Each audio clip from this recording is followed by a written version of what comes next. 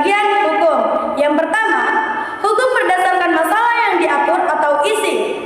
Di dalamnya terdapat menjadi dua bagian, yaitu hukum privat yang mengatur kepentingan antar individu yang bersifat pribadi, termasuk hubungan dengan negara lain selaku pribadi. Contohnya, hukum perdata dan hukum perniagaan. Yang kedua adalah hukum publik. Hukum publik adalah mengatur hubungan antara negara dengan individu atau warga negaranya yang menyangkut kepentingan umum atau publik dalam masyarakat.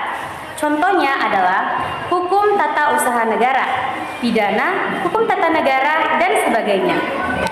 Yang kedua, hukum berdasarkan bentuknya terbagi menjadi dua, yaitu satu, hukum tertulis, artinya hukum yang tercantum dalam sebuah naskah tertulis. Contoh hukum tertulis ialah Undang-Undang Dasar Negara Republik Indonesia tahun 1945, Undang-Undang, Perpu, Peraturan Pemerintah, Peraturan Presiden, Perda, dan sebagainya.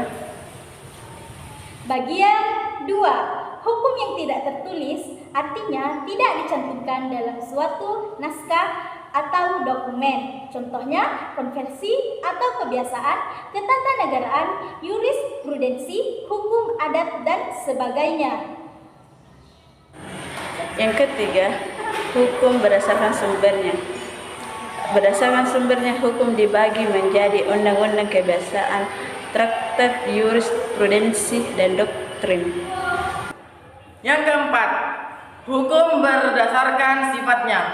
Hukum ini dibagi menjadi dua. Yang pertama, hukum bersifat memaksa. Artinya, dalam keadaan apapun, hukum ini harus tetap ditegakkan.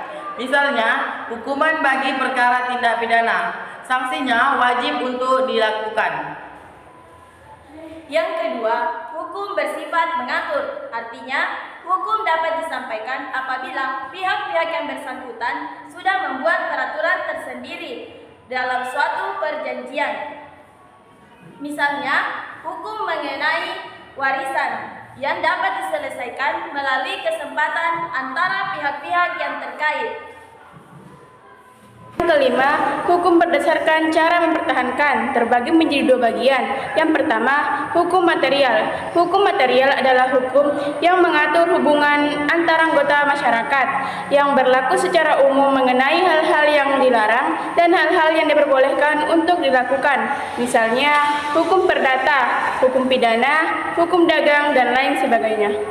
Hukum acara atau hukum formal adalah hukum yang mengatur cara mempertahankan dan melaksanakan hukum material. Contohnya, hukum acara pidata, hukum acara pidana, KUHP, dan sebagainya.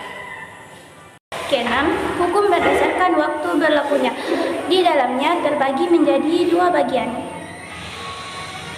Pertama, hukum positif, ius constitutum. Hukum yang berlaku sekarang dan hanya untuk masyarakat tertentu di dalam wilayah tertentu.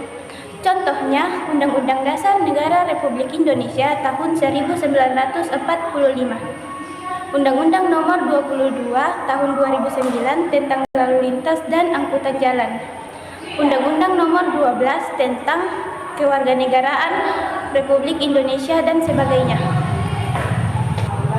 Kedua, ius constituendum, hukum yang diharapkan berlaku pada waktu yang akan datang.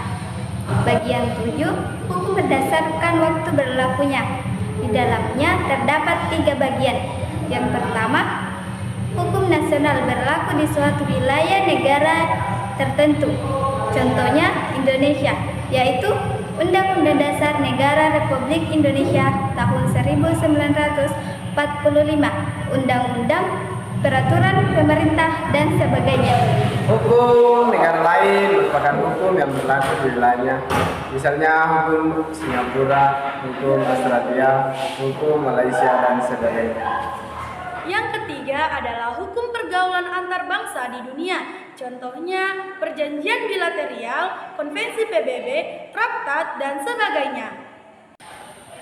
Dan terakhir, fiksi hukum adalah asas dalam hukum yang dianggap semua orang sudah tahu hukum.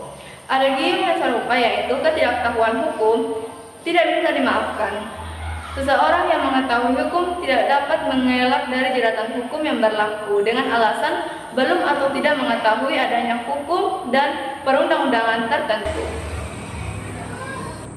Meskipun demikian, pemerintah berkewajiban memberitahukan informasi adanya hukum dan peraturan tertentu kepada masyarakat.